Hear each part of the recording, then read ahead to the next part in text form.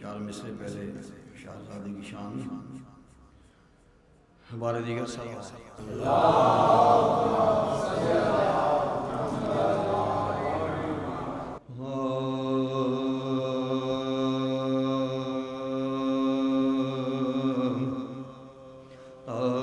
عالم میں یوں شریک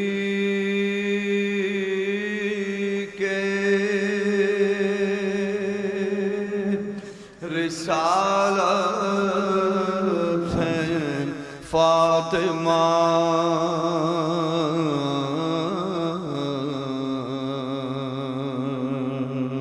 عالم میں یوں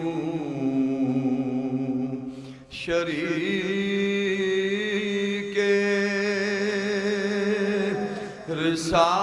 رسالت ہے فاطمہ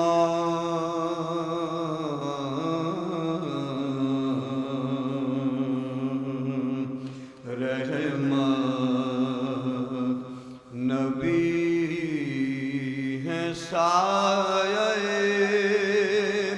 رحمت ہے فاطمہ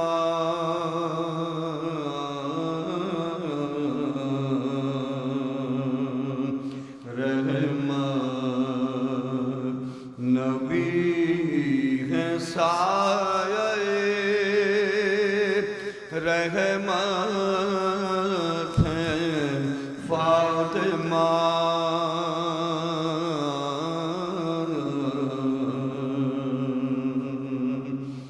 شوہر ولی پدر ہے پیمبر پسر امام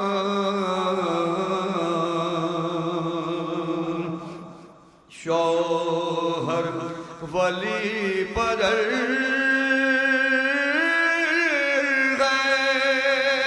پیمبر پسر امام کتنی عظیم دین کی طاقت ہے فاطمہ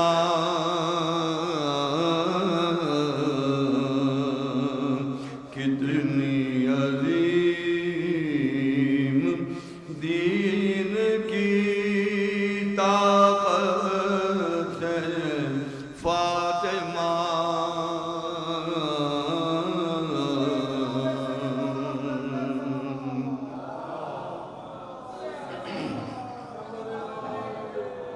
مریم کا فاطمہ سے بھلا کیا مقابلہ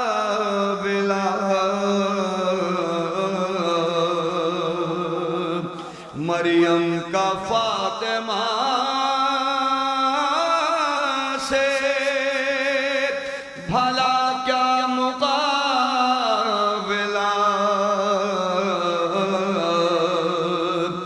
مریم تو عابدہ ہے عبادت ہے فاطمہ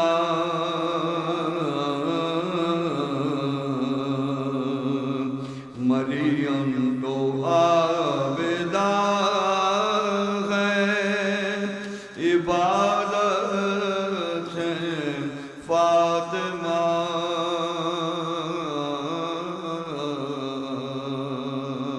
عالم میں یوں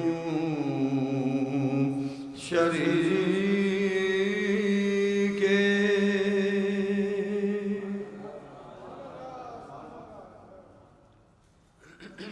اور دیگر صلوات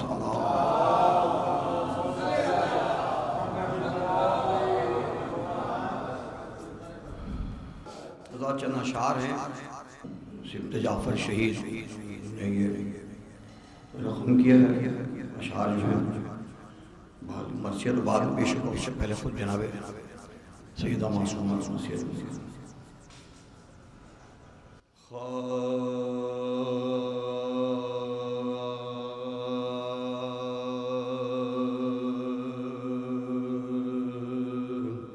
صبت علیہ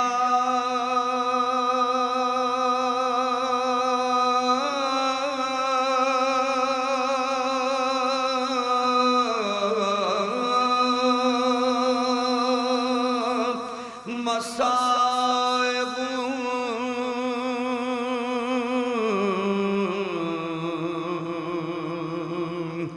لو انہا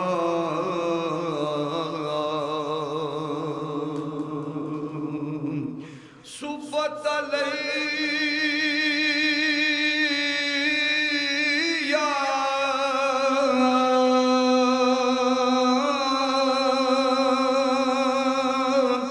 مصائب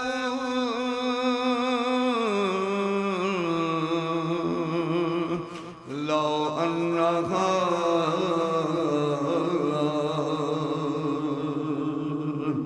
صبت علی الایام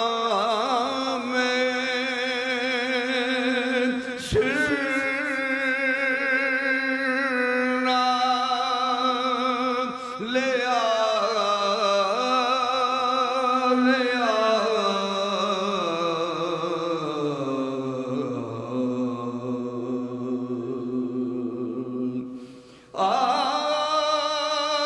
آپ کے بعد ہی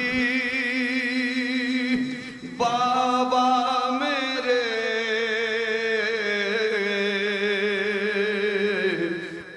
اتنے مصائب مجھ پا پڑے پڑھتے اگر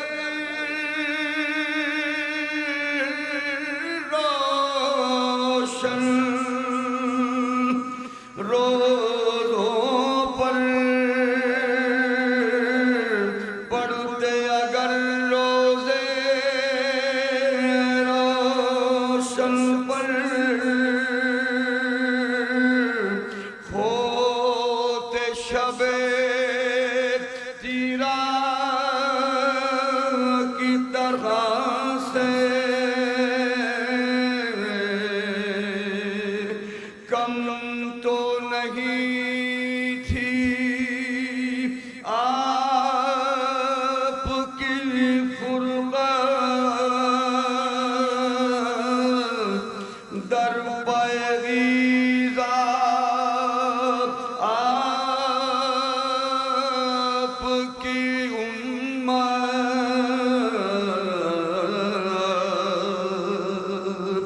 ام ابیہا آپ کی بزوہ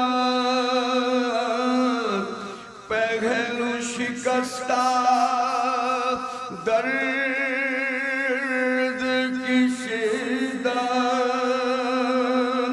بابا ہمارا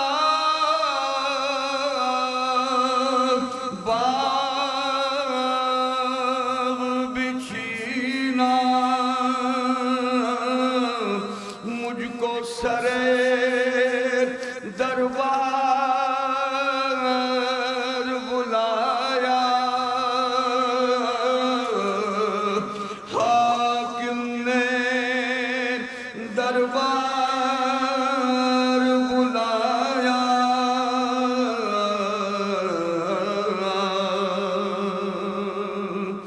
حسنین و حیدر کو بلا کر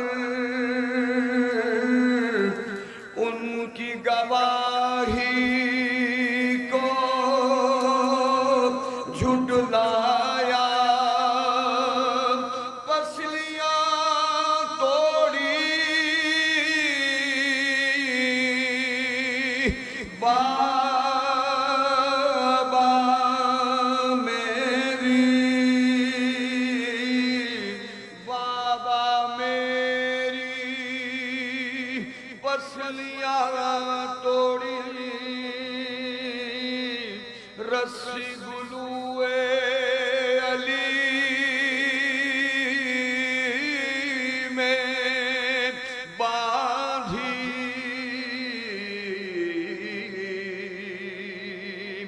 ہو گئے دشمن ان میں سے اکثر ہو گئے دشمن ان میں سے اکثر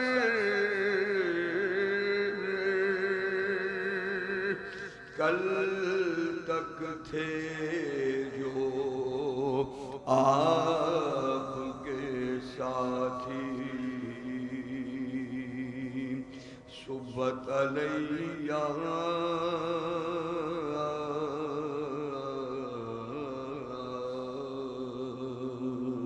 ایک سورہ فاتحہ مدبر الجیل میں افتخار سے نازلی اور خورشید مسجد میں سید علی مقدس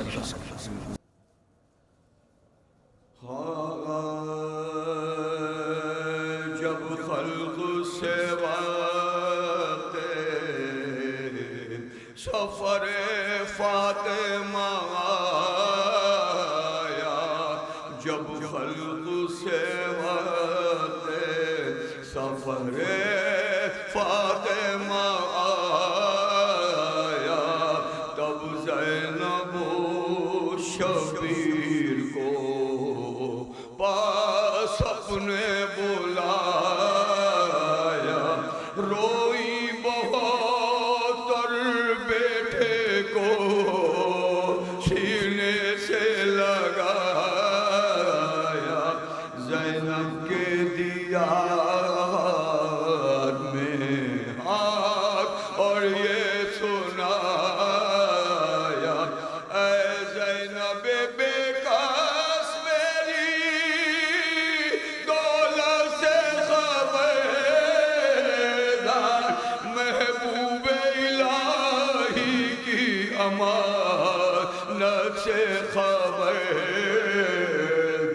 اور بیٹی اسے زہرا نے بڑے دکھ سے غیر پالا یہ روح میرے جسم کی ہے گیسو والا سمجھی اسے آنکھوں کی ضیا گھر کا اجالا حجرے سے کبھی گرم ہوا میں نہ نکالا حجرے سے کبھی گرم ہوا میں نہ نکالا سوئی ہوں تو پہلے اسے سینے پر سلا کر چکی بھی جو پیسی ہے تو گودی میں لٹا کر اے لاڈلی اس لال کا دشمن ہے زمانہ اور شبیر کو میرے نظر بد سے بچانا تکلیف بھی سہ لیجیو ایزا بھی اٹھانا صدقے گئی مادر کی وصیت نہ بھولانا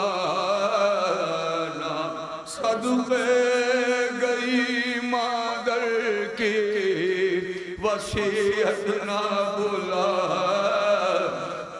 ہر رنج میں اس بھائی کے کام آئی او زینب جائے یہ جدھر ساتھ چلے جائی او زینب اور پھر روئی بہت مل کے گلے بیٹوں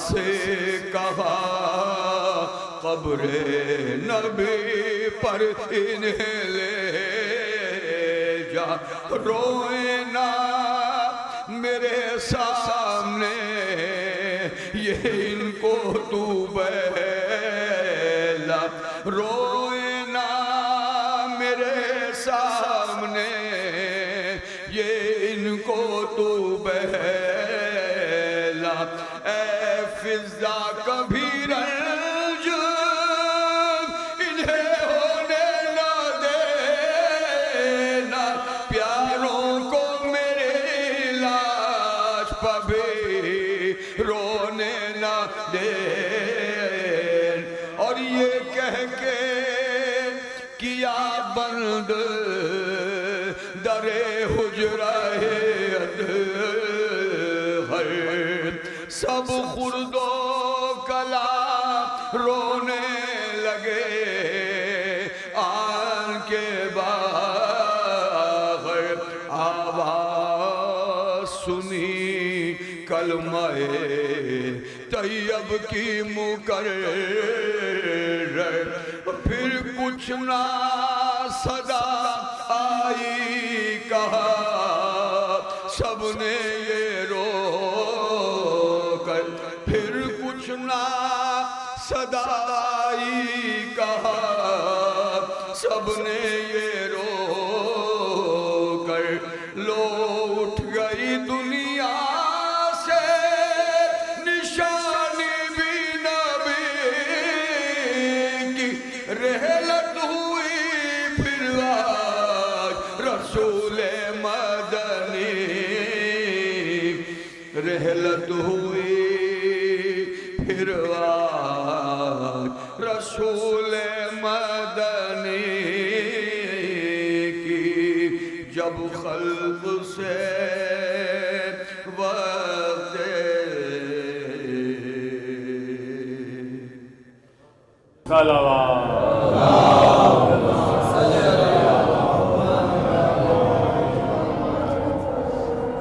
التماس ہے کہ ایک مرتبہ سورہ ہم اور 3 مرتبہ سورہ اخلاص کی درخواست ہے برائے سال صبا سید محمد مدبر رضوی ابن سید افتخار حسین حسن رضوی اور ان کی اہلیہ سیدہ خورشید مریم بنت سید علی مقدس رضوی۔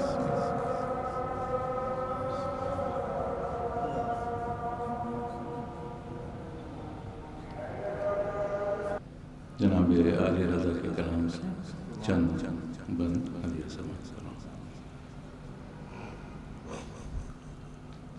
وہ سیدہ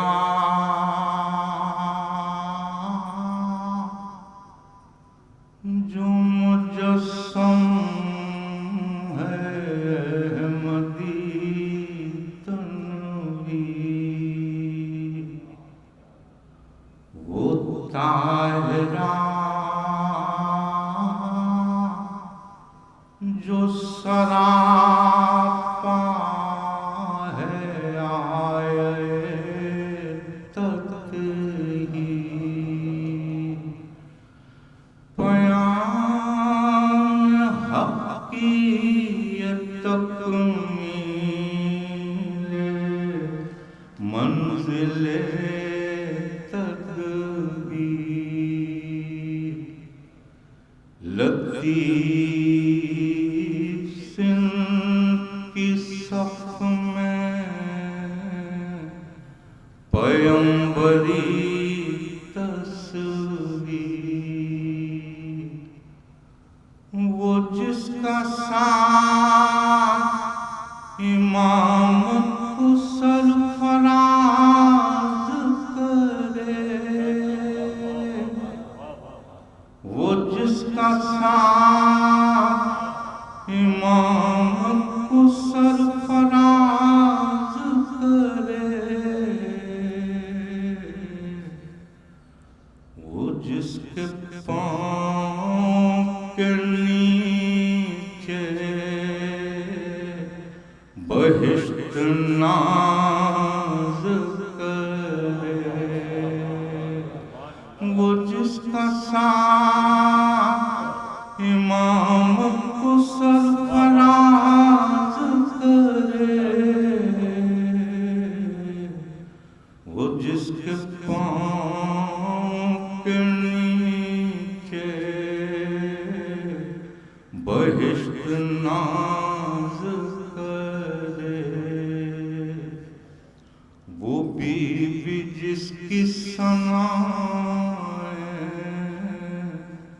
سبھی سے سنتے ہیں، علی کے گھر کی ہے عزت، علی سے سنتے ہیں، نبی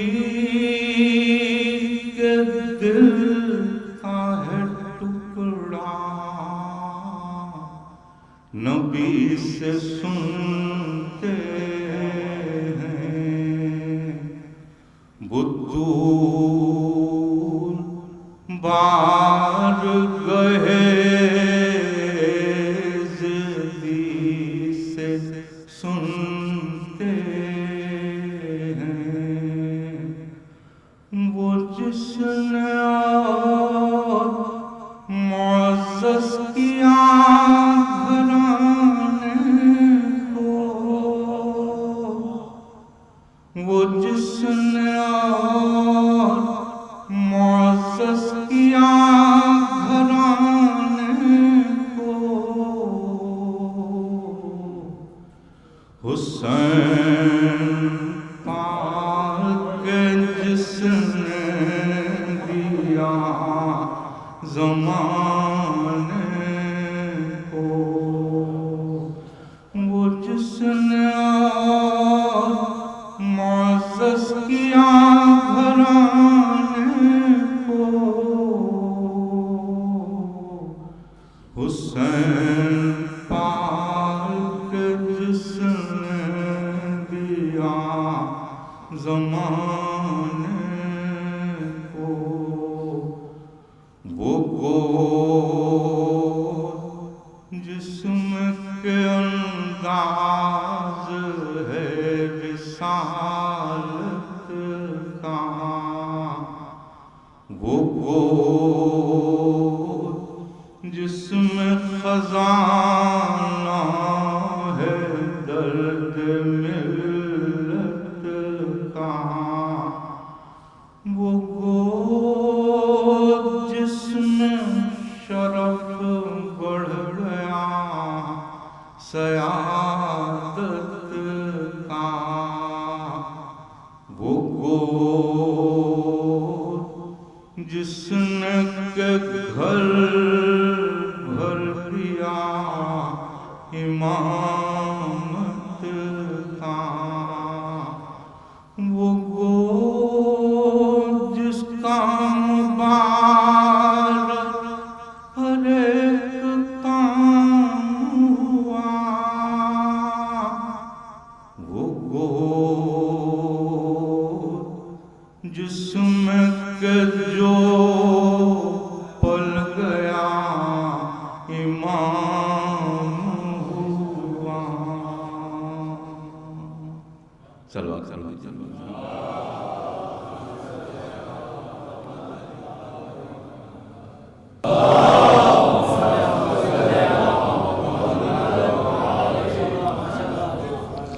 ایک مرتبہ سورہ الحمد اور 3 مرتبہ سورہ اخلاص پڑھ کے برائے سال ثواب سید محمد مدبر رضوی ابن سید افتخار حسین رضوی اور ان کی اہلیہ سیدہ خورشید مریم بنت سید علی مقدس رضوی کے لیے بسم اللہ۔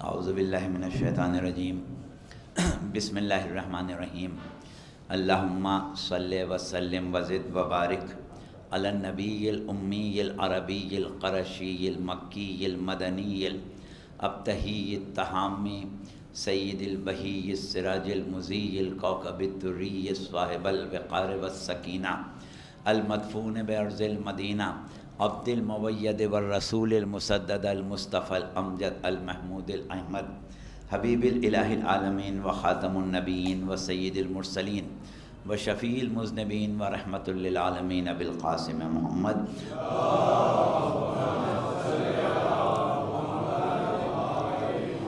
وأہل بیتہ الطیبین الطاہرین المعصومین المظلومین الذین اذھب اللہ عنہم الرجس وطہرہم تطہیرا۔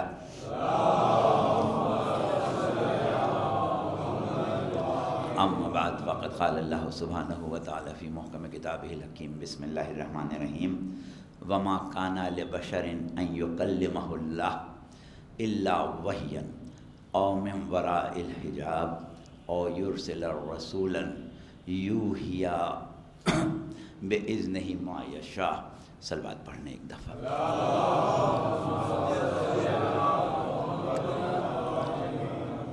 عزیزان گرامی، وقت کافی ہو گیا ہے اور ہمارا ارادہ یہی تھا کہ اس موقع سے فائدہ اٹھاتے ہوئے کچھ خاص گفتگو شہزادی کونین جناب سیدہ سلام اللہ علیہ کے بارے میں کی جائے۔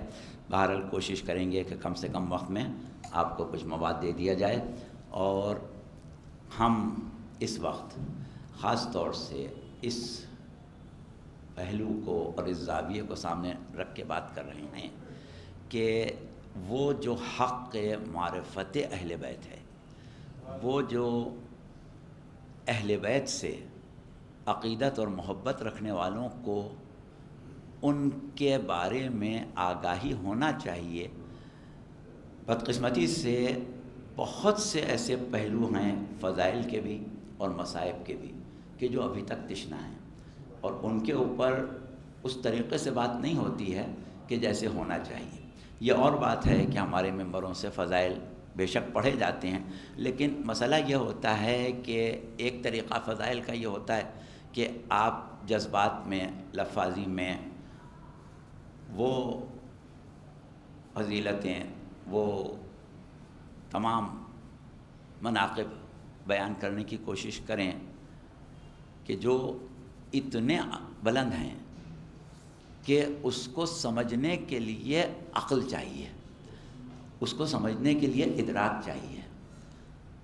محض جوش جذبے میں حقیقی معرفت ممکن نہیں ہوتی، بلکہ کچھ کا کچھ لوگ کہہ جاتے ہیں، بعض اوقات توحید کو مسخ کر دیتے ہیں، بعض اوقات ولایت کو توحید سے ملا دیتے ہیں، وغیرہ وغیرہ ہوتا ہے۔ خیر وہ سب آپ کا تجربہ ہے۔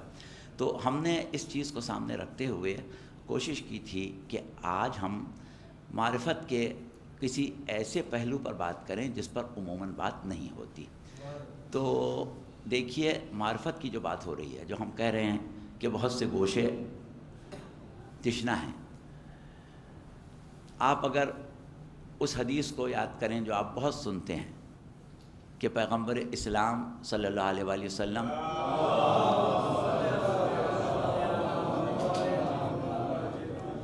امیر المومنین سے فرما رہے ہیں کہ یا علی، اللہ کو کسی نے نہیں پہچانا سوائے میرے اور تمہارے، اور مجھ کو کسی نے نہیں پہچانا سوائے اللہ کے اور تمہارے، اور تم کو کسی نے نہیں پہچانا سوائے اللہ کے اور میرے۔ یہ ہے مقام معرفت کاملہ۔ یہاں پر کوئی نہیں پہنچ سکتا، سلمان بھی نہیں پہنچ سکتے، ابو ذر بھی نہیں پہنچ سکتے، یہ ایک الگ منزل ہے۔ لیکن ایک چیز ہے معرفت بقدر ظرف۔ معرفت بقدر ظرف جو ہے وہ اس طرح واجب ہے کہ من ماتا ولم یعرف امام زمانی ماتا میتتن جاہلیہ والی بات، کہ آپ کو امامت کی معرفت، اور یاد رکھیں امامت و ولایت کبھی سمجھ میں نہیں آ سکتی جب تک کہ توحید سمجھ میں نہ آئے۔ توحید کو سمجھے بغیر آپ امامت و ولایت نہیں سمجھ سکتے۔ لہذا ضروری ہے کہ کما حقہ بقدر ظرف معرفت توحید بھی ہو، معرفت نبوت بھی ہو، اور پھر معرفت امامت ہو، تاکہ ہماری موت جو ہے وہ جاہلیت کی موت سے نہ ہو۔ اور وہ جو ہمارے لیے لازم ہے معرفت، وہ ہمارے مقام و مرتبہ ایمان اور مقام و مرتبہ تقرب سے ہے۔ جتنی آپ کی منزل تقرب اور درجہ ایمان بلند ہوگا، اتنی معرفت کی اعلیٰ منزلیں جو ہیں وہ آپ پر کھلتی جائیں گی۔ اور اس اعتبار سے جہاں جس مقام پر معرفت آپ کو حاصل ہوگی وہ مقام آپ کا حقیقت میں مقام ہے جو بارگاہ خداوندی میں ہے۔ اچھا، اب اس چیز کو آپ ذہن میں رکھیں، وہ جو آپ کہتے ہیں سنتے ہیں، ہم چاہ رہے ہیں کہ گفتگو اس طرح سے کریں کہ بالکل نئی بات نہ ہو، بلکہ جو باتیں آپ سنتے رہتے ہیں ان کو بنیاد بنا کے آگے بڑھیں۔ تو دیکھیے، آپ اکثر یہ شعر پڑھتے ہیں کہ انسان کو بیدار تو ہو لینے دو، ہر قوم پکارے گی ہمارے یہاں حسین۔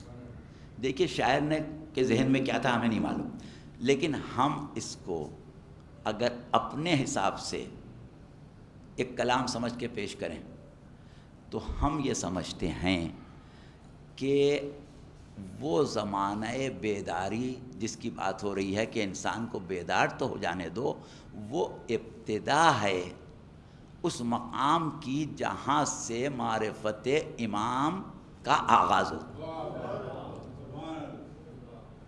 یہ جو ہم سمجھتے ہیں کہ امام کا ظہور کیا ہے؟ ظہور در اصل عالم انسانیت میں ایک روح معرفت امامت پیدا ہو جائے۔ آپ کی اصطلاح ظہور جو ہے وہ اس معنوں میں ہے کہ امام کی معرفت عام ہو، اس معنوں میں نہیں کہ امام کی پیدائش ہو گئی۔ آپ نے تو اپنی اصطلاحات کے مفاہیم ہی بدل ڈالے، ظہور امام حسین مبارک، ظہور فلاں مبارک، ظہور امام زمانہ۔ ارے بھائی بھی کہاں ظہور؟ یہ ظہور وہور نہیں ہے جو آپ لوگ کہتے پھرتے۔ اچھا خیر، باہر بات کہیں اور نہ نکل جائے۔ تو ہم نے جو گفتگو کی، مقصد ہمارا اس وقت یہ تھا کہ ہم شہزادی کونین جناب سیدہ سلام اللہ علیہ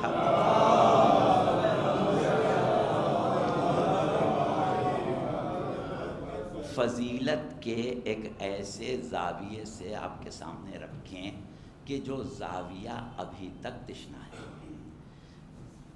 دیکھیے، شیخ صدوق نے اپنی اسناد کے ساتھ جناب سیدہ سلام اللہ علیہ کے 9 ناموں کا تذکرہ کیا ہے، اور وہ 9 نام امام سے منسوب ہیں، یعنی امام نے ان 9 ناموں کا تذکرہ جناب سیدہ کے لیے کیا۔ ان ناموں میں بھی ایک نام ہے، اور جب آپ زیارت شہزادی کونین پڑھتے ہیں تو اس میں یہ جملہ آتا ہے، السلام علیکی یا ایتھا المحدث العلیمہ۔ ٹھیک ہے، آپ پر سلام جو محدثہ ہیں، علیمہ ہیں، اور ان 9 ناموں میں بھی محدثہ نام موجود ہے۔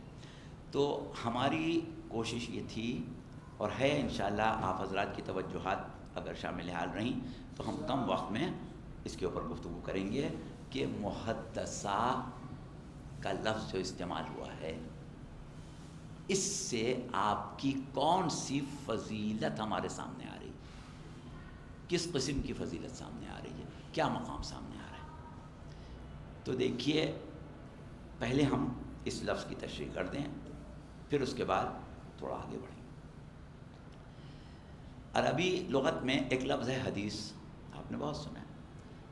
لغوی معنی ہے بات کرنا، حدیث کے لغوی معنی بات کرنے کے ہیں، لیکن ہمارے اصطلاحی معنی کیا ہیں؟ قول معصوم، فعل معصوم، ثبوت معصوم۔ یہ ابھی سب کی تشریح کی وقت کا وقت نہیں ہے۔ تو ہم جس چیز کو حدیث کہتے ہیں وہ اس معنوں میں ہوتی ہے کہ امام کا قول یعنی یا معصوم کا قول، اور اس کے بعد اس کا فعل، اس کا ثبوت، اس کو ہم حدیث کہتے ہیں۔ اچھا، اب جو شخص اس حدیث کا علم رکھتا ہے اس کو ہم کہتے ہیں محدث، دال کے نیچے زیر کسرہ، محدث۔ اس کا مؤنث ہوا محدثہ، ٹھیک ہے، اس کا مؤنث محدثہ ہوا اور محدثہ ہوا، یہ ایک الگ لفظ ہے، اس کو اس لفظ سے آپ کو نہیں ملانا ہے۔ دوسرا لفظ ہے محدث، جو کہ دال کی زیر نہیں ہے، زبر ہے. اور اس کے ساتھ جو لفظ استعمال ہوا وہ کیا استعمال ہوا؟ علیمہ. علیمہ کا لفظ استعمال. دیکھیے علیم کے معنی آپ کو معلوم ہے، یہ وہ لفظ ہے. علیم کا مؤنث ہو گیا. ایک ہوتا ہے عالم، ایک ہوتا ہے علیم، یعنی جس کا علم اس کی ذات سے کبھی جدا نہ ہو وہ علیم ہوتا ہے. اسی کا مؤنث ہوتا ہے عالم. ٹھیک ہے. اچھا، اب ایک چیز آپ لوگوں نے بہت سنی ہے، اس کو ہم سامنے رکھتے ہیں، اور اس پر ہمارے پاس نص ہے، معصوم کی نص ہے. امام سجاد علیہ السلام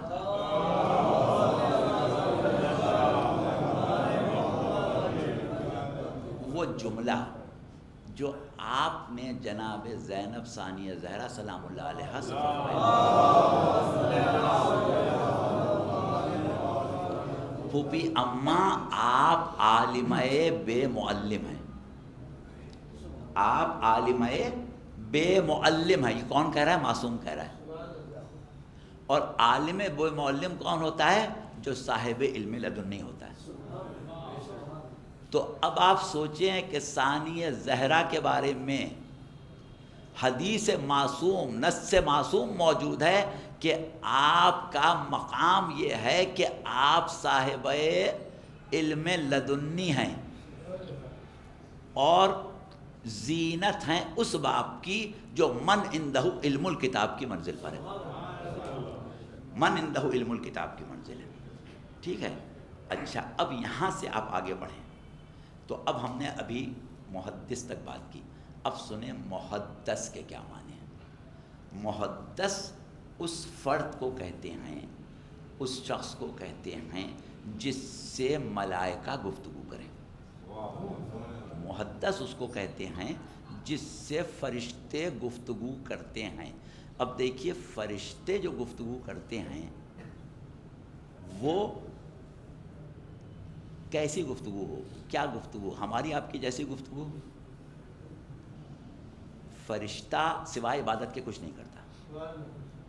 فرشتہ جو عمل کرتا ہے وہ دراصل مشیت پروردگار کی کوئی شق ہوتی ہے جسے فرشتہ پورا کرتا ہے.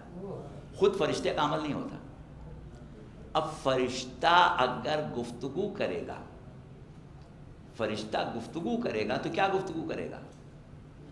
اس مقام و مرتبے کے فرد سے فرشتہ گفتگو کرتا ہے جس کو پروردگار عالم اپنی خاص بارگاہ سے، اپنے غیب سے علوم ملکوت السماوات کا کچھ حصہ تعلیم کرنا چاہتا ہو اور تعلیم کرتا رہتا ہو. اب اس مرتبے کا کوئی شخص اگر ہے تو اس کو ہمیں کہنا پڑے گا، یعنی سمجھیے فرشتے کی گفتگو جو ہے وہ پھر کس زمرے میں آئے گی؟ وہ آئے گی وحی ربانی کے زمرے میں. وہ وحی ربانی کے زمرے میں آئے گی، اس سے باہر نہیں جا سکتی. اب وحی ربانی جو ہے اس کے بارے میں کچھ چیزوں کی ضرورت ہے. ہر شخص پر وحی نہیں آ سکتی. دیکھیے ایک شے ہوتی ہے تحمل وحی. تحمل وحی کا اعلیٰ ترین مقام سرکار رسالت صلی اللہ علیہ وسلم کا ہے.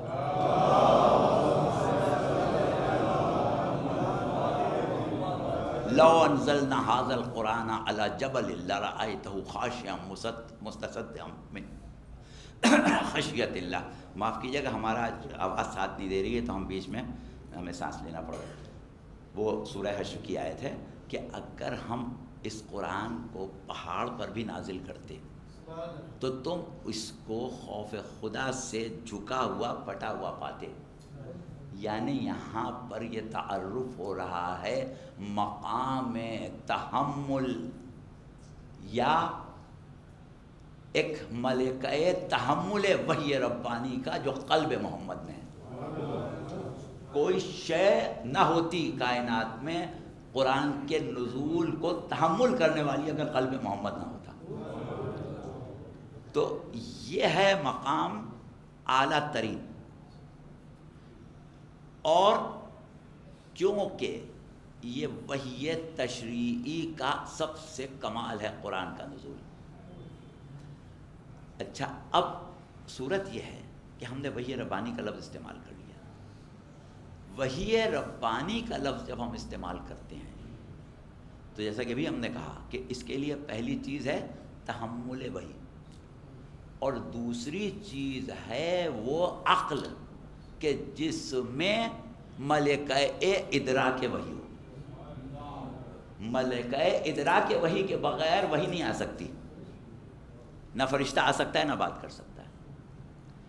ٹھیک ہے، اب یہ دو چیزیں آپ کے ذہن میں آ گئیں، لیکن اب اس نقطے کو سمجھانے کے لیے ابھی ہم یہاں پر ہماری گفتگو آ گئی، یہاں سے آگے چلنا ہے، لیکن اس نقطے کو تھوڑا اور واضح کرنے کے لیے ہم ایک آیت اور پڑھ رہے ہیں۔ سورہ انفال کی 29ویں آیت ہے۔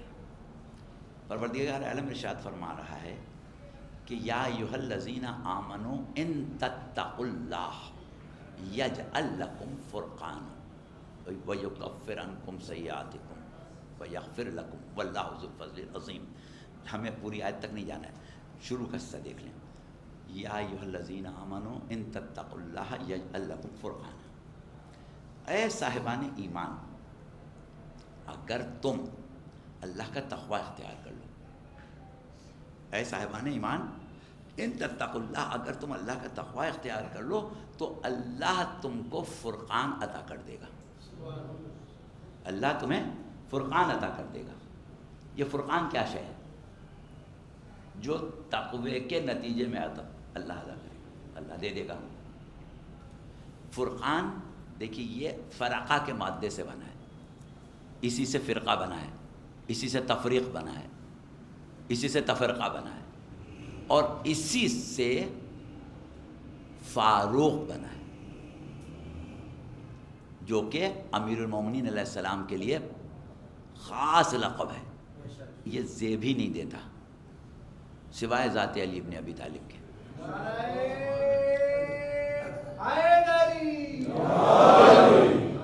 تو کیا ہے؟ محمد صلوات۔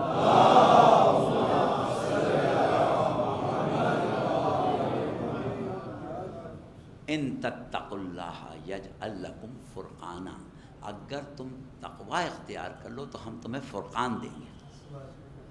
فرقان ایک ملکہ ہے، ایک صلاحیت ہے جو اس متقی مومن کی روح میں پروردگار پیدا کرتا ہے جس کو فرقان عطا کرنا چاہتا ہے، اور یہ ایک صفت روحانی ہے، ظاہری صفت نہیں ہے، صفت روحانی ہے، اور اس کو ہمارے مختلف مفسرین نے مختلف انداز سے مختلف نام دیے ہیں۔ کسی نے روشن ضمیری کہا، کسی نے خصوصی بصیرت کہا، کسی نے اور کوئی لفظ استعمال کیا، لیکن مسئلہ یہ ہے کہ باطن میں چھپی ہوئی حق اور باطل کے درمیان جو بھی حجابات ہیں، روح میں یہ صلاحیت پیدا ہو جائے کہ وہ حق کو الگ کر سکے باطل سے۔ اب اس کے درجات ہیں، فرقان کے درجات ہیں۔ جس درجے کا ایمان ہے، جس درجے کی معرفت ہے، جس درجے کا تقوی ہے، جتنا جتنا بڑھتا جائے بصیرت فرقان بڑھتی جائے گی۔ تو یہ کس کی صفت ہے؟ مومن کی۔ یہ حجت خدا کی بات نہیں ہو رہی، یہ مومن کی صفت ہے کہ مومن کی روح میں پروردگار عالم نے یہ صلاحیت رکھی ہے کہ تقوی کے نتیجے میں اس روح میں بصیرت فرقان پیدا ہو جاتی ہے، اور وہ حق اور باطل کی تمیز میں کبھی دھوکہ نہیں کھاتا۔ اب دیکھیے یہ عام مومن کی بات ہو رہی ہے۔ اب اگر یہ ایمان جو ہے وہ بلند ہوتے ہوتے ہوتے کل ایمان تک چلا جائے، اور یہ تقوی جو ہے وہ امام المتقین تک چلا جائے؟ تو پھر یہ روشن ضمیری جو ہے یہ خود صفت بشر ہو جائے گی، اور اس کی وسعتیں کہاں تک جائیں گی یہ ہم تصور نہیں کر سکتے، یہ ہمارے تصور میں نہیں آئے گا۔ اب دیکھیے ہم نے سرنامہ کلام میں جو آیت پڑھی سورہ شورا کی 51ویں آیت تھی، اب اس کو ہم آہستہ آہستہ روک پڑھتے ہیں۔ وَمَا كَانَ لِبَشَرٍ أَن يُكَلِّمَهُ اللَّهُ إِلَّا وَحْيًا، کسی شخص کے لیے ایسا نہیں ہو سکتا کہ اللہ اس سے کلام کرے۔ وَمَا كَانَ لِبَشَرٍ، کسی انسان کے لیے ایسا نہیں ہے کہ أَن يُكَلِّمَهُ اللَّهُ، کہ اس سے اللہ باتیں کرنے لگے، إِلَّا وَحْيًا، سوائے اس کے کہ وحی آئے۔ وحی کے علاوہ اللہ کلام نہیں کرتا۔ اب اس کے بعد یہاں پر وحی کی کچھ قسموں کا ذکر ہے۔ پہلے کہا وحی، پھر کہا کہ او ورا من ورا الحجاب، کہ یا پھر حجاب کے پیچھے سے، یعنی کہیں سے آواز کا آنا اور اس آواز کا سننا۔ او یرسلہ رسولا، اور یا پھر رسول کا بھیجا جانا۔ کس طرح یوحیا بِإِذْنِهِ ما یشاء، کوئی فرشتہ آئے اور وہ کسی چیز کو تعلیم کرے، جو بھی وہ چاہے۔ یہ ایک تیسری قسم بتائی۔ اچھا، اب اس میں ایک خاص نقطہ ہے، اللہ نے یہ نہیں کہا کہ وما کانا لنبی یا وما کانا لرسول، بھئی وہی تو نبی رسول پر آتی ہے نا۔ کہا وما کانا لبشر، بشر کے لیے ممکن نہیں ہے کہ اللہ اس سے کلام کرے۔ اب دیکھیے یہ بشریت اور وہی، سرکار رسالت نے جب اپنے آپ کو متعارف کرایا تو کیا کہا؟ انا بشر مثلکم یوحا الیہ، بشر ہوں لیکن بشریت کا وہ مقام ہے کہ جہاں وحی نازل ہو جائے۔ محمد وآل محمد صلوات۔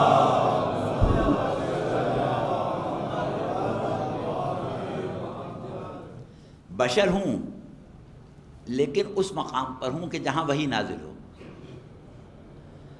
تو بشریت اپنے کمال میں جب اس مقام تک پہنچ جائے کہ اس کے اندر ملکہ فرقان اپنی انتہا پر ہو اور ملکہ ادراک کے وحی پیدا ہو چکا ہو، تب پروردگار اس کو اس مقام پر رکھتا ہے جہاں وحی آئے، جہاں سے اس کے لیے وحی کے دروازے کھلیں۔ تو یہ ہے ایک ایسی شے کہ جہاں پر ہمیں یہ اندازہ ہوتا ہے کہ پروردگار عالم نے جو شرف بخشے ہیں اپنے بندوں کو، وہ محض اپنی طرف سے تجویز نہیں کر دیے۔ اکثر ہم سے لوگ یہ سوال کرتے ہیں کہ بھائی اللہ نے فلاں کو اتنا بڑا کیسے بنا دیا، ہم کو کیوں نہ بنا دیا؟ اللہ نے شرف بخشا ہے، بندے نے اپنے آپ کو اس کے قابل بنایا ہے۔ جب بندہ اس مقام پر پہنچے گا تو یہ شرف ملے گا، وہاں عدالت ہے، ناانصافی نہیں ہے۔ تو اب کہا کہ کوئی موقع ایسا نہیں ہوتا ہے کہ اللہ کسی بندے سے، کسی بشر سے گفتگو کرے مگر وحی کے ذریعے، اور وحی کی صورت یہ ہے کہ یا آواز آئے گی اور یا فرشتے آ کے تعلیم دیں گے۔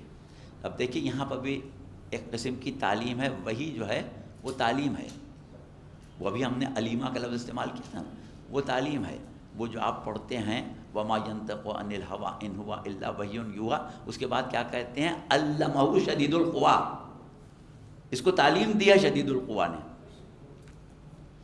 شدید القویٰ کی تعلیم ہے وہی جو ہے. اچھا اب یہ ایک بات اور ہے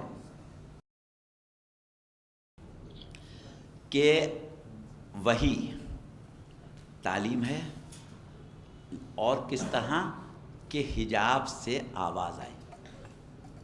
اچھا اب ایک چیز ہم سوچ رہے تھے کہ نہیں اس کی وضاحت کریں گے بہت زیادہ لگ جائے گا، لیکن آپ حضرات توجہ دے رہے ہیں، اور مسئلہ یہ ہے کہ کوئی بھی نقطہ بیچ سے رہے گا تو تھوڑا سا مشکل ہو جائے گا سمجھنے میں.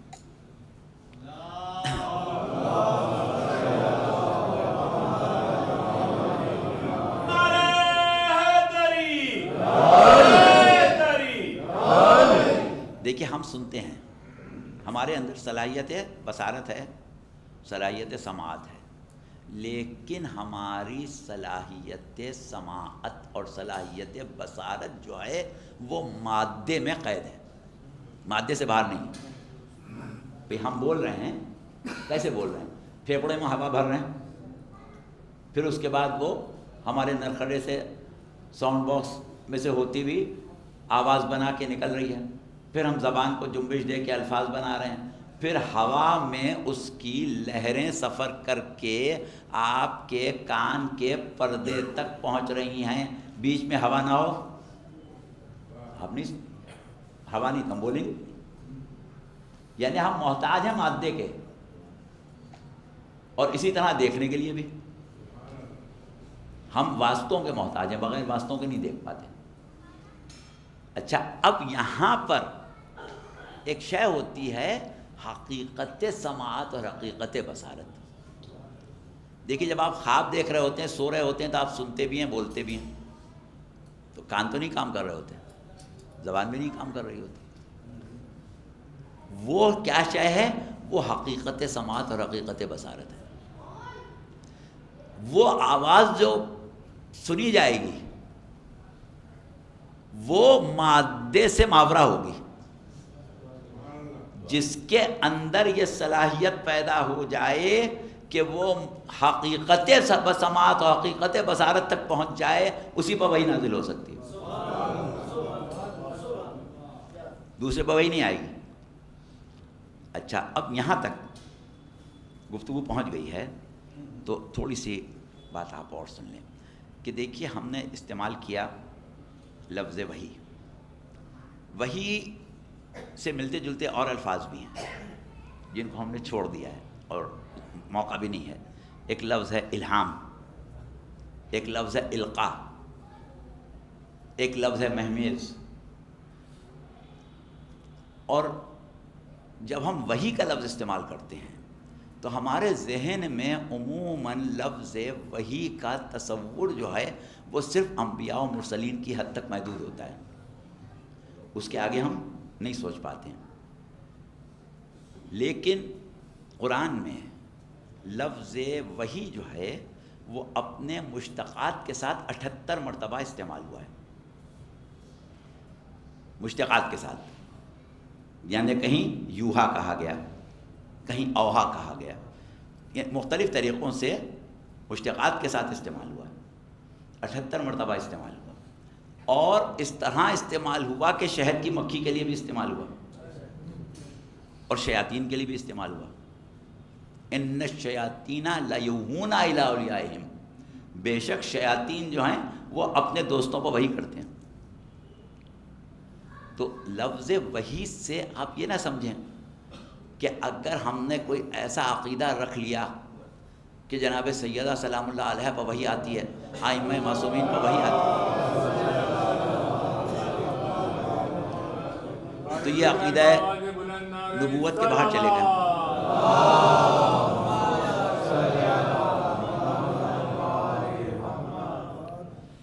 کیونکہ وحی جو ہے وہ ایک رابطہ ہے. اب جیسا کہ قرآن میں شیطان نے اگر اپنے اولیاء سے رابطہ قائم کیا اس کو بھی وحی کہا.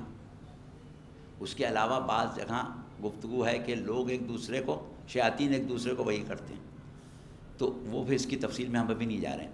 لیکن وہی کا لفظ جب ہم استعمال کرتے ہیں تو بنیادی چیز جو ہوتی ہے، شیاطین کو تو جانے دیں، وہ کیا ہوتی ہے؟ اللہ کا اس کی مخلوق سے رابطہ، مشیت خداوندی کا مخلوق تک پہنچنا. اب مشیت خداوندی کے مخلوق تک پہنچنے کی بہت سی صورتیں ہیں، بہت سی صورتیں ہو سکتی ہیں. ہم اس وقت سب کی طرف توجہ آپ کی نہیں دلا سکتے، لیکن ایک روایت جو ہم نے جیسا کہ کہا کہ جو چیزیں آپ نے سنی ہیں اسی کو بنیاد بنا کے لیں. ایک روایت آپ نے بہت سنی ہے کہ ایک زندیق خدمت امام صادق علیہ السلام میں آیا،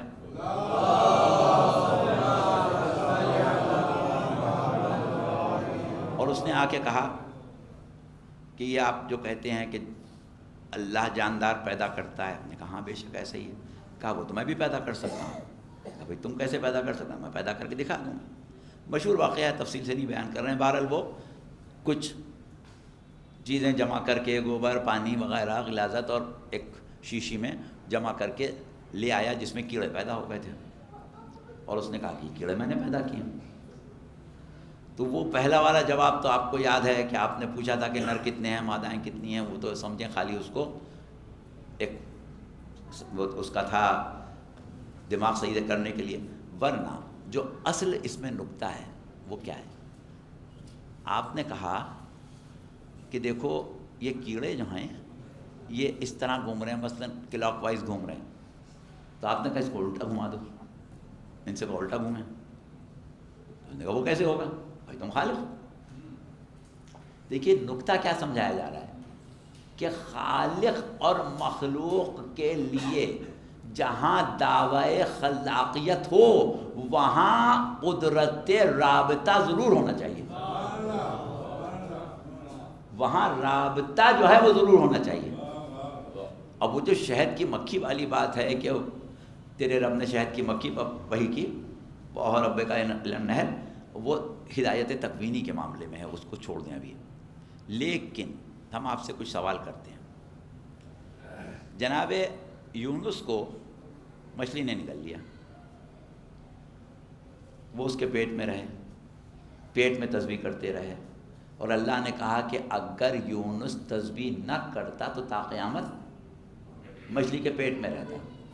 ٹھیک ہے، اب اس کا مطلب کیا کہ تا قیامت یونس زندہ بھی رہتے اور مچھلی بھی زندہ رہتی. بہرحال اس نقطے کو چھوڑیں. سب قرآن جو گفتگو کر رہا ہے وہ کہہ رہا ہے کہ اللہ نے مچھلی کو حکم دیا کہ ساحل پہ جا کے اگل دے یونس کو. اب آپ بتائیے کہ مچھلی کو اللہ نے کیسے حکم دیا؟ مچھلی کو یہ کیسے پتا چلا کہ اللہ یہ چاہتا ہے کہ میں یونس کو ساحل پہ لے کے جاؤں اور اگل دوں؟ کوئی ذریعہ ہے نا؟ چلیے اس کو بھی جانے دیجیے. سرکار رسالت ہجرت کر کے مکے سے مدینے آ رہے ہیں، غار ہرا میں ہیں. مکڑی نے غار کے منہ پر جالا تن دیا، کبوتری نے انڈے دے دیے. اچھا اب مکڑی کی جبلت ہے جالا بننا، لیکن جس وقت پیغمبر اسلام غار میں پوشیدہ ہیں اس وقت غار کے منہ کے اوپر جالا لگانا مکڑی کا پروگرام تھا یا اللہ کا؟ یہ پروگرام اللہ نے بنایا تھا یا مکڑی نے بنایا تھا؟ اللہ نے بنایا تھا تو مکڑی تک پہنچا کیسے؟ یا کبوتری کو انڈے دینے کا حکم اللہ نے کیسے دے دیا؟ تو دیکھیے یہ وہ چیزیں ہوتی ہیں. ایک اور مشہور واقعہ ہجرت کے بعد کا، سرکار رسالت ہجرت کر کے مدینے آ گئے. ہر شخص کی خواہش کہ آپ ان کے گھر میں قیام کریں. آپ نے کہا کہ میں ناقے پر سوار ہوتا ہوں، جس کے گھر کے سامنے ناقہ رکے گا میں وہاں قیام کروں گا. ناقہ کہاں جا کے رکا؟ جناب ابو ایوب انصاری کے گھر. وہ زمانے میں ایسے گھر نہیں ہوتے تھے جیسے آج کل ہوتے ہیں، بڑے بڑے پلاٹس کہ یہ آپ کا گیٹ ہے وہ اس کا گیٹ ہے، وہ ملے ملے گھر. ناقہ اس طرح رکا کہ کوئی شک و شبہ نہ ہو کہ ابو ایوب انصاری کے یہاں جانا ہے. کوئی شک و شبہ نہیں ہوگا یہ دربار تو میرا ہے، یہ ان کا ہے. کسی نے اختلاف نہیں کرنا کہ نہیں ابو ایوب انصاری کے یہاں اترنا ہے. تو اب یہ پروگرام کس نے بنایا تھا؟ ناقے نے. اللہ نے بنایا اور ناقے تک پہنچا دیا، ناقے تک یہ پیغام پہنچا دیا. تو اب دیکھیں کہ جب وہی، اس کو آپ وہی کا لفظ استعمال کریں یا نہ کریں، یعنی اللہ نے تو پہنچا دیا نا. تو اب وہ خدا جو صرف اپنے نبی کی حفاظت کے لیے، اپنے نبی کے پروگرام کو کوئی شکل دینے کے لیے جانوروں کے اوپر وحی کر دے، وہ رسول کے پیغام کو بچانے والے امام معصوم پر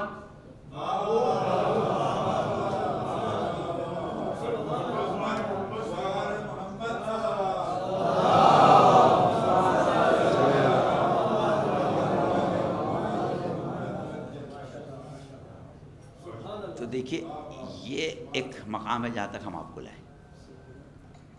اب تھوڑا سا اور آگے بڑھیں. صورت یہ ہے کہ ہم عقلاً اس بات سے انکار نہیں کر سکتے کہ حجت خدا خواہ نبی کی شکل میں ہو، خواہ امام کی شکل میں ہو، رہنمائی پروردگار عالم سے محروم نہیں ہوتی. اللہ کی طرف سے پروگرام ہوتا ہے، اللہ کی طرف سے پروگرام دیا جاتا ہے. اچھا اب ایک حدیث ہم بیان کر دیں. آپ لوگ دیر تو بہت زیادہ نہیں ہو رہی ہے، میرے خیال سے جلدی گفتگو ختم کر دینا.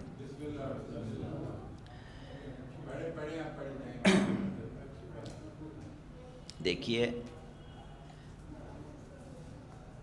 جب ہم وحی ربانی کی بات کر رہے ہیں، 3 قسم کی شخصیات ہیں، 3 قسم کے عہدے ہیں، 3 قسم کے مقامات ہیں جہاں وحی نازل ہوتی ہے. ایک نبی، ایک رسول اور ایک محدث. محدث جو ہوتا ہے وہ نبی اور رسول نہیں ہوتا، لیکن صاحب وحی ہوتا ہے. صاحب وحی ہوتا ہے. شہزادی کون ہیں؟ محدثہ ہیں. نبی یا رسول نہیں ہیں، محدثہ ہیں. اب ایک مشہور روایت ہے، بلکہ کئی حدیثیں ہیں سلسلے میں، 5ویں امام سے بھی ہیں، 6ٹھے امام سے بھی ہیں، لیکن ہم ایک حدیث کے اوپر اکتفا کر رہے ہیں. وہ حدیث جو ہے وہ زرارہ ابن آیون نے نقل کی ہے، بصائر الدرجات میں بھی ہے، کافی میں بھی ہے. زرارہ کہتے ہیں کہ میں نے امام سے پوچھا، یعنی امام صادق علیہ السلام سے،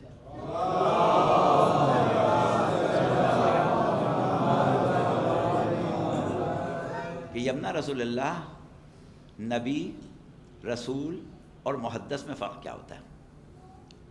نبی، رسول اور محدث میں کیا فرق ہوتا ہے؟ تو آپ نے فرمایا کہ نبی جو ہوتا ہے وہ ظاہر بظاہر فرشتے کو دیکھتا نہیں، ظاہر بظاہر نہیں دیکھتا. دیکھیے ایک لفظ ہے یہ، ظاہر بظاہر نہیں دیکھتا. اب وہ کون سے طریقے ہیں، کون سے زاویے ہیں، کون سے صورت ہے جس سے وہ نبی دیکھ سکتا ہے، اس کے اوپر بات نہیں.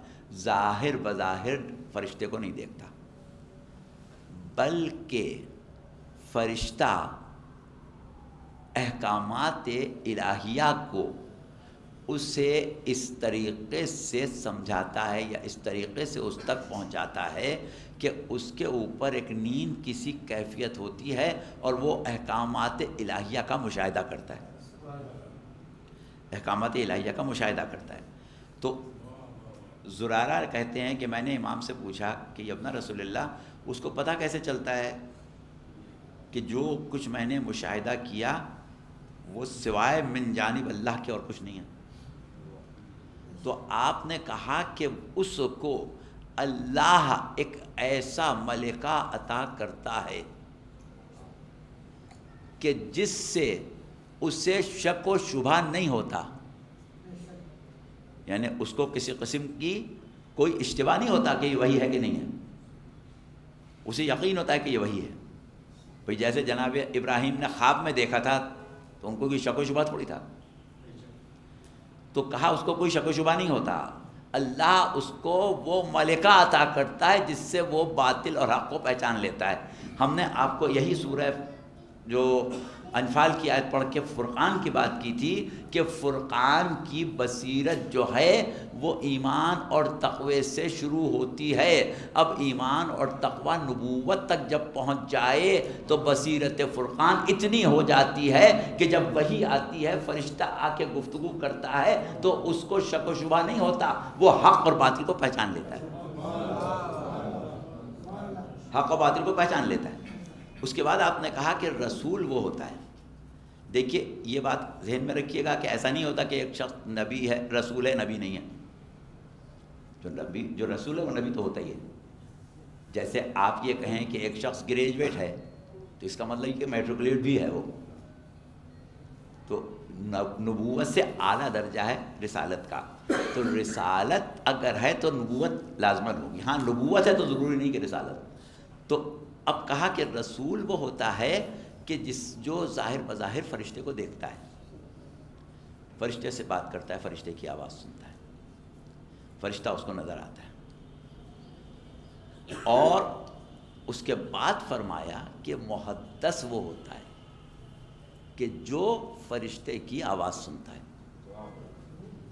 فرشتہ اس سے بات کرتا ہے تو وہ فرشتے کی آواز سنتا ہے۔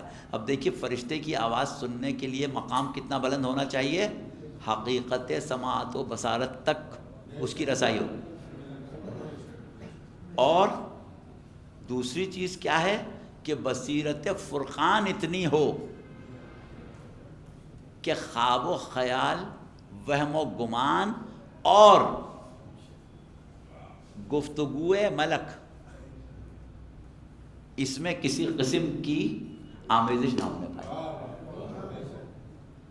یہ ہے ملکہ خود قدرتی۔ اب یہاں پر ایک چیز اور ہے، علامہ محمد حسین طباطبائی نے تفسیر میزان میں سورہ ہود کی 73ویں آیت کی تفسیر میں اس کے اوپر گفتگو کی ہے، اس موضوع پر۔ وہاں انہوں نے یہ کہا ہے کہ یہ جو امام نے فرمایا کہ محدث جو ہے وہ فرشتے کو دیکھتا نہیں ہے، تو اس کا مطلب محض یہ نہیں لیا جا سکتا کہ سرے سے دیکھتا ہی نہیں، بلکہ اس کا مطلب یہ ہو سکتا ہے کہ اس کو اس کی اصلی شکل میں نہیں دیکھتا، جس شکل میں اللہ دکھانا چاہے اس شکل میں دیکھتا ہے۔ اب کیونکہ ہم یہ مانتے ہیں، یہ ہمارا عقیدہ ہے کہ شہزادی کونین سلام اللہ علیہ محدثہ ہیں،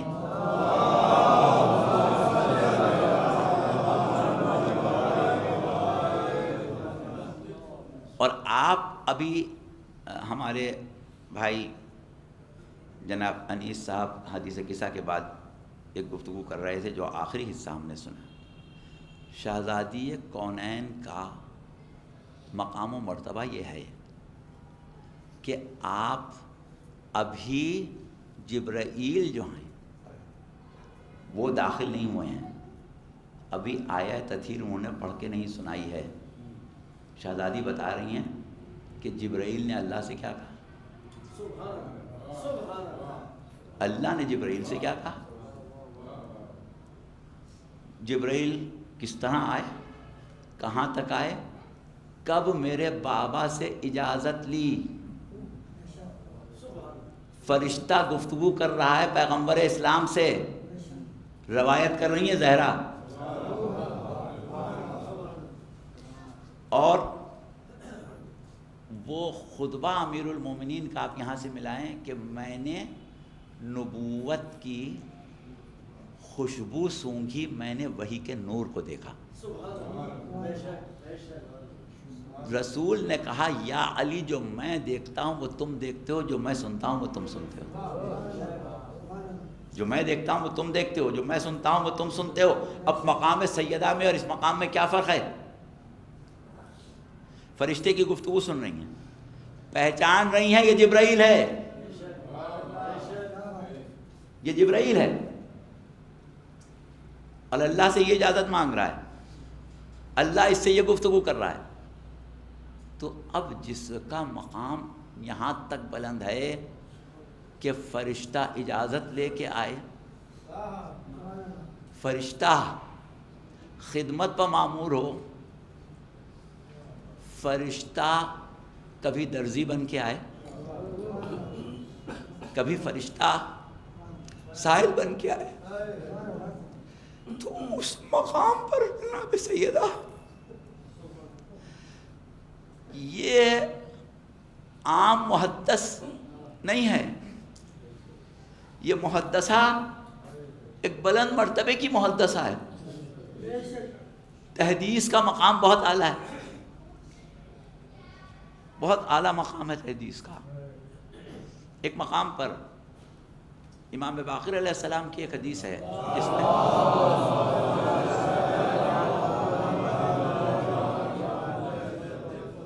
جس میں راوی بیان کرتا ہے کہ میں گفتگو کر رہا تھا 5ویں امام سے، تو گفتگو کے دوران امام نے کہا کانا علی محدث و کانا سلمان محدثا، علی بھی محدث تھے اور سلمان بھی محدث تھے۔ تو میں نے امام سے پوچھا کہ مولا ان سے تحدیث کون کرتا تھا؟ کہا ملائکہ۔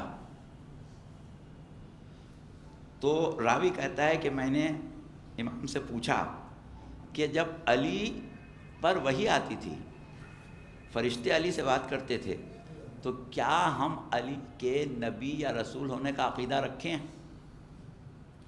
تو امام نے کہا کہ علی محدث ہیں، علی کی حیثیت وہ ہے کہ جو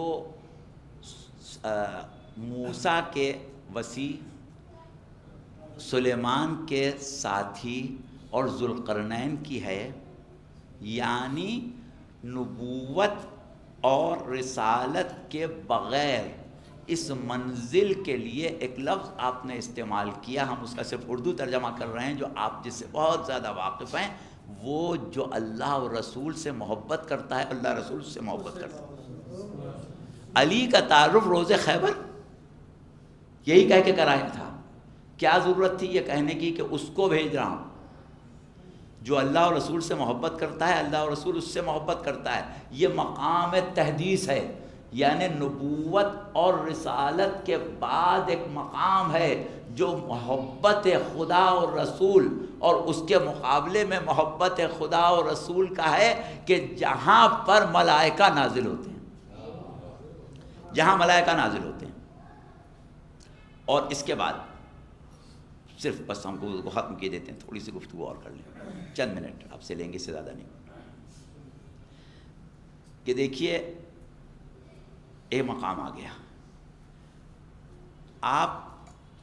ہم نے کچھ عرصے پہلے کچھ تقریریں کی تھیں، معلوم نہیں آپ تک وہ پہنچی تھیں یا نہیں پہنچی تھیں، اس کا موضوع تھا سمجھیں کربلا کو، سمجھیں کربلا کو۔ تو وہاں ہم نے یہ ثابت کیا تھا کہ اقدام امام حسین جو ہے بغیر وحی نہیں ہے، مکمل طور سے رہنمائی پروردگار عالم میں۔ اور اس وقت ایک مقام پر جہاں مختصر جواب دینا تھا کسی کو، تو ہم نے تفصیل میں جائے بغیر، کیونکہ پوچھنے والا مومن تھا، صرف اتنا کہا تھا کہ سورہ قدر میں جب آپ پڑھتے ہیں کہ تنزل الملائکۃ والروح فیہا بإذن ربہم من کل امر، تو اس میں آپ کا عقیدہ کیا ہے؟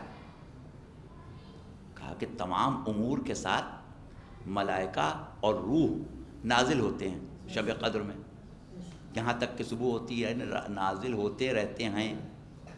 کس پر نازل ہوتے رہتے ہیں؟ حجت پر، اس زمانے کے امام پر، اس زمانے کے امام پر نازل ہوتے ہیں۔ کیسے نازل ہوتے ہیں؟ تمام امور لے کے نازل ہوتے ہیں۔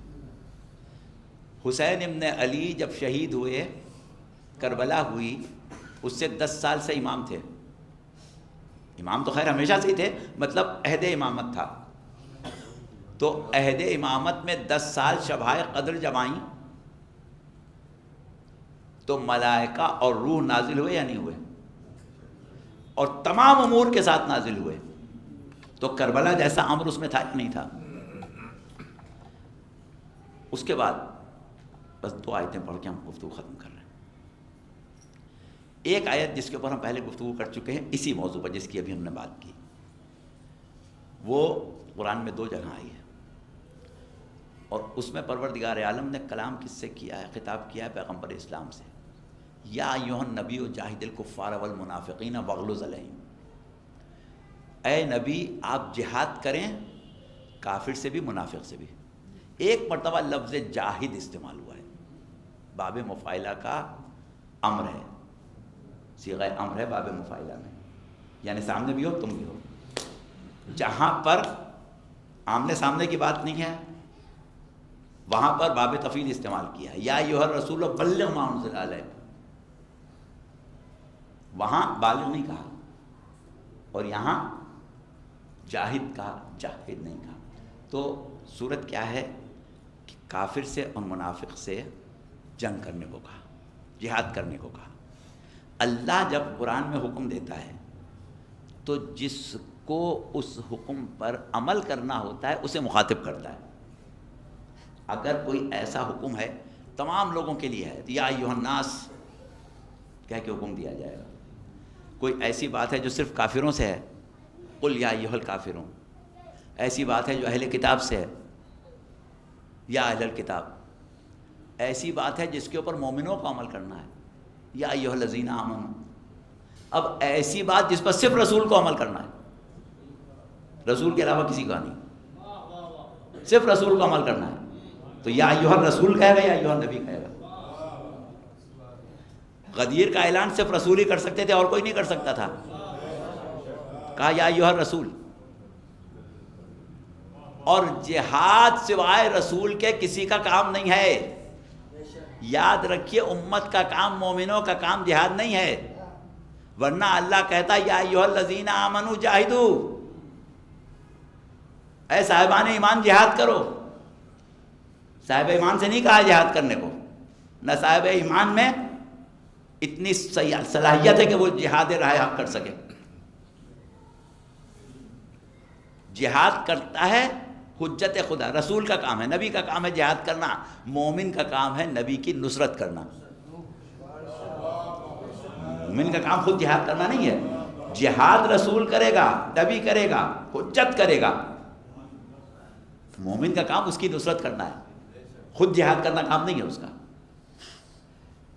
اب یہ ہم نے اس لیے اس وقت یہ نقطہ آپ کے سامنے رکھا کہ آج آپ ماشاءاللہ اسلامی ملک کے باشندے ہیں اور یہاں جہاد کے اوپر بڑا زور ہے، تو اس لیے ذرا ہم اس طرف توجہ رکھیے گا۔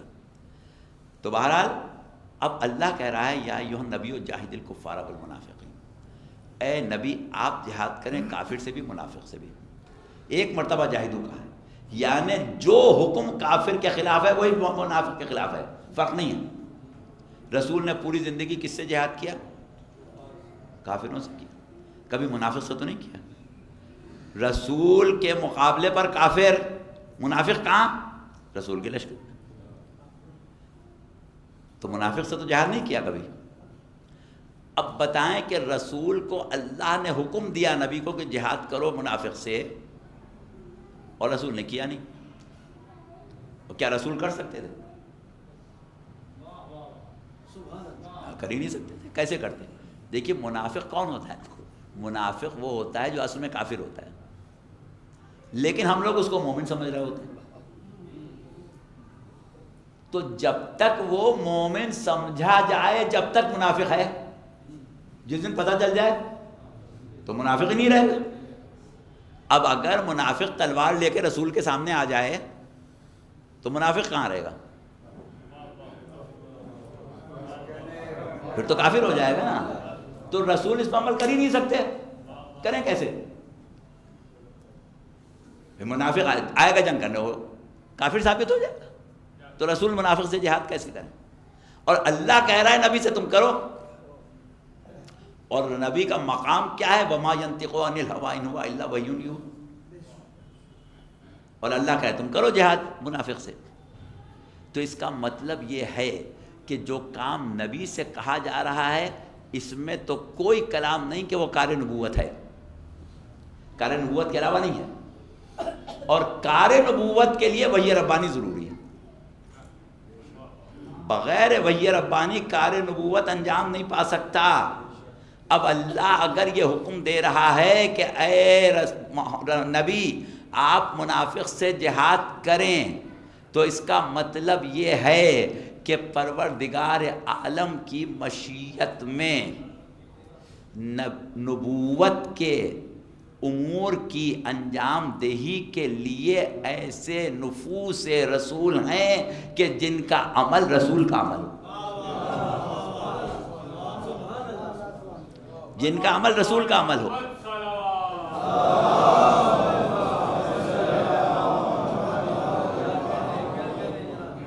اب آپ دیکھیں کہ منافق سے جہاد کیا کس نے؟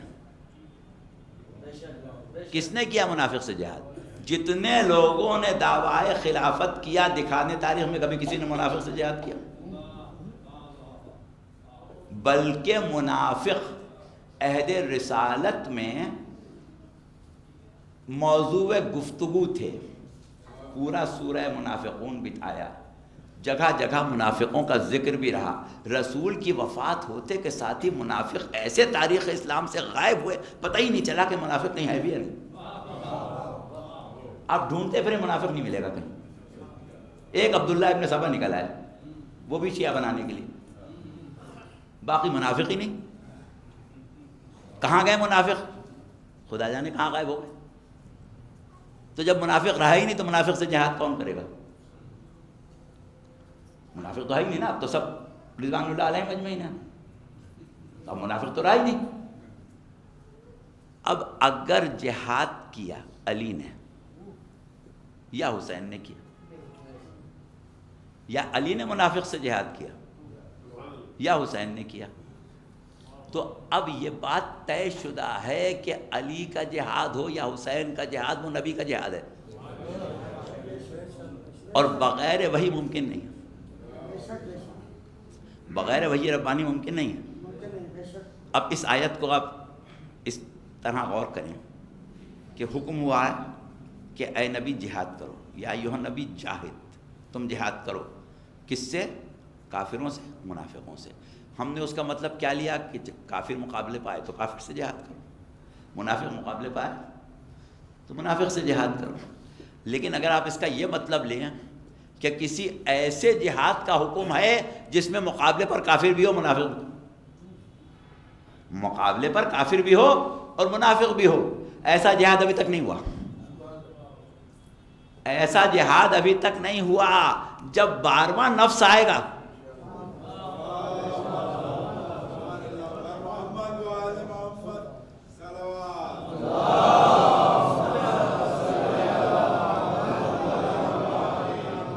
جب 12واں نفس آئے گا تو مقابلے پر کافر بھی ہوں گے، منافق بھی ہوں گے۔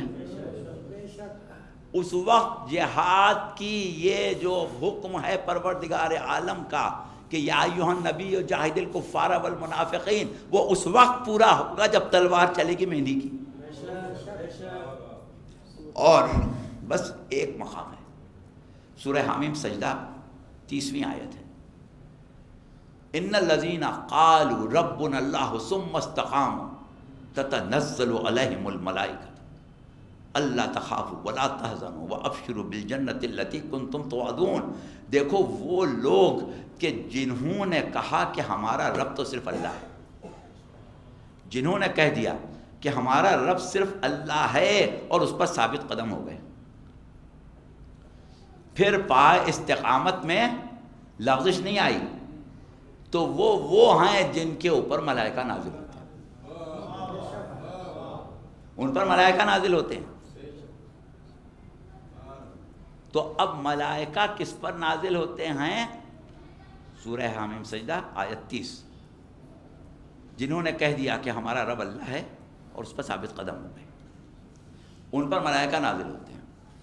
اب یہ منزل جو ہے، دیکھیے ایک چیز ہوتی ہے کہ آپ نے کسی عہدے کا، کسی انعام کا، کسی مقام کا اعلان کیا کسی صفت کے ساتھ، مثلا آپ کہیں کہ بھائی یہ انعام تو عالم کو ملے گا، تو کیا ہوا کہ اس انعام کے اور جس کو انعام ملنا ہے اس کے درمیان ایک صفت آ گئی، صاحب علم ہونا۔ اب ایک صاحب علم آئے اور آ کے کہے بھائی میں صاحب علم ہوں مجھے دے دو. آپ نے کہا ٹھیک ہے تم صاحب علم ہو لو. کوئی دوسرا آتا ہے کہتا ہے میں اس سے بڑا صاحب علم. تو کہاں جائے گا؟ جو اس سے بڑا صاحب علم. اگر اس سے بڑا صاحب علم آ جائے، یعنی استحقاق جو ہے وہ سفر کرتا رہے گا مقام کمال تک. مقام کمال تک سفر کرے گا. اب استقامت کی شرط ہے، راہ خدا میں استقامت، رضاً بقضائہ و تسلیما لامرہ. استقامت شرط ہے.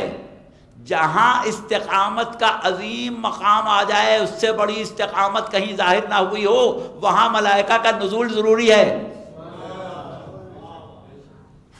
اب یہ مقام آپ کو حسین ابن علی کے لیے ملتا ہے، یا ایتھا النفس المطمئنہ ارجعی الی ربک. اور یا آپ دیکھیں حسین ابن علی نے کربلا میں جیسا کہ ہم نے کہا جو کچھ کیا پروردگار عالم کے حکم سے کیا. ایک مقام وہ آیا ہے کہ جہاں حسین ششماہ بچے کو لے کے میدان میں آ گئے. کیا حسین کو نہیں معلوم تھا کہ اس کو قتل کر دیں گے؟ حسین کو نہیں معلوم تھا کہ یہ تیر ماریں گے پانی نہیں پلائیں گے؟ لیکن ایک اسوہ تھا جو علی سے اور فاطمہ سے حسین نے لیا تھا. بچے کی حالت یہ تھی کہ اب اگر مزید وقت گزرتا اور پانی نہ ملتا تو بچہ ویسے بھی مر جاتا. اگر بچہ خیمے میں تڑپ کے مر جاتا تو مورخ یہ کہتا کہ حسین ابن علی نے کتنی بڑی غلطی کی، بھلا ایک چلو پانی دینے کو کوئی انکار کرتا؟ ارے صاحب اولاد تھے، انسان تھے، لے کے آ جاتے، اسی وقت پانی مل جاتا. یہ حسین نے غلطی کی کہ علی اصغر کو خیمے میں پیاسا مار دیا. تو حسین نے لا کے دکھایا کہ یہ تو مجھے معلوم ہے تم مار دو گے، لیکن یہ پتا چل جائے گا رہتی دنیا تک کہ تم کون تھے، تم کیا تھے. اب دیکھیے اگر فاطمہ دروازے پر نہ آتی اور خود آتے اور کوئی بات ہوتی، کچھ گفتگو بڑھتی، کوئی معاملہ آگے بڑھتا، تو مورخ یہی کہتا کہ علی کے لیے کتنا اچھا موقع تھا کہ رسول کی بیٹی گھر میں تھی. مقابلے پر صحابہ تھے، گھر کے باہر صحابہ کی الغار تھی نا، اور ابھی 2 دن پہلے رسول سے جدا ہوئے تھے. جدائی کا صدمہ دل پر تھا. اگر کہیں فاطمہ کی آواز سن لیتے، لوگوں سنو میں فاطمہ ہوں، کوئی یہ نہ کہہ سکے کہ غلط فہمی میں مار دیا، غلط فہمی میں دروازہ گرا دیا. لوگوں میں فاطمہ ہوں. فاطمہ کیوں آئی ہے؟ فاطمہ مرقع ساز کربلا ہے. امام وقت پر مصیبت کا وقت پڑا ہے، امام وقت پر مصیبت کا وقت پڑا ہے. اب اسوہ سیدہ یہ ہے کہ اپنی بھی جان دے دے، اپنے بچے کو بھی قربان کر دے، اور دنیا کے سامنے یہ دکھا دے کہ دیکھو جب امام پر مصیبت آئے تو نہ اپنی اولاد کو عزیز کرنا، نہ اپنی جان کو عزیز کرنا. آپ کربلا کی ماؤں کا یہ جملہ سنتے رہتے ہیں کہ بیٹا اگر تم کو جانے میں دیر ہوئی تو تمہاری ماں فاطمہ کو کیا ہوئی. فاطمہ نے یہی سکھایا تھا کہ دیکھو جب امام مظلوم ہو جائے تو اپنی اولاد کو قربان کر دینا. میں نے کر کے دکھایا، میں مرقع ساز کربلا ہوں، میں نے قربان کر کے دکھایا ہے. ایک عجیب روایت ہے کہ جب عہد رجت میں سب کی رجت ہو چکے گی، پیغمبر اسلام کی بھی رجت ہو چکے گی، تو سب سے آخر میں جناب خدیجۃ الکبریٰ اور جناب سیدہ کی رجت ہوگی، اور وہ اس طریقے سے ہوگی کہ خدیجہ کی گود میں لاشہ محسن ہوگا اور فاطمہ کی گود میں لاشہ علی اصغر ہوگا، اور یہ بیویاں فریاد کریں گی پیغمبر اسلام سے کہ یا رسول اللہ ان بچوں کی کیا خطا تھی جو آپ کی امت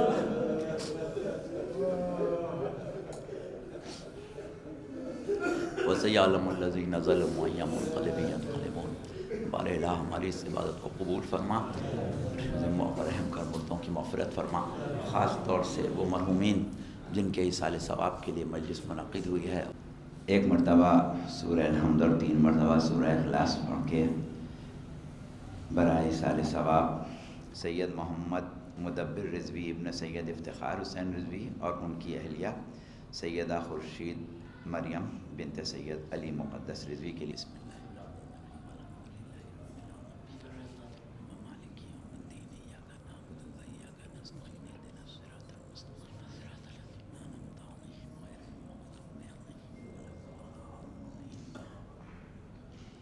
ان کو اعلیٰ علیین میں جگہ دے، پروردگار جہاں جہاں مومنین ہیں ان کی حفاظت فرما، پروردگار ظہور حجت میں تعجیل فرما، ربنا تقبل منا انک انت السمیع العلیم۔ السلام علیکہ یا ابا عبداللہ، السلام علیکہ یا ابن رسول اللہ، السلام علیکہ یا ابن امیر المؤمنین و ابن سید الوسیین، السلام علیکہ ابن فاطمۃ الزہرا سیدۃ النساء العالمین، السلام علیکہ جمیع شہداء کربلا ورحمۃ اللہ وبرکاتہ، السلام علیکہ یا غریب الغرباء، السلام علیکہ یا معین الضعفاء والفقراء، السلام علیکہ مغوث الشیعۃ والزوار فی یوم جزا، السلام علیکہ یا چمچہ شموس، السلام علیکہ یا انیس نفوس، السلام علیکم ورحمۃ اللہ وبرکاتہ، السلام علیکم یا صاحب العصر والزمان، علمان علمان علمان فی جر زمان، السلام علیکم مظہر الایمان، السلام علیکم یا خلیفۃ الرحمان، السلام علیکم یا امام السوجان، السلام علیکم یا شریک القرآن، السلام علیکم یا قامل کوہر طغیان، السلام علیکم یا رافع الظلم والعدوان، عجل اللہ تعالی فرجک وسہل اللہ تعالی مخرجک وجعل لنا من انصارک وظہورک۔ السلام علیکم ورحمۃ اللہ وبرکاتہ۔ جناب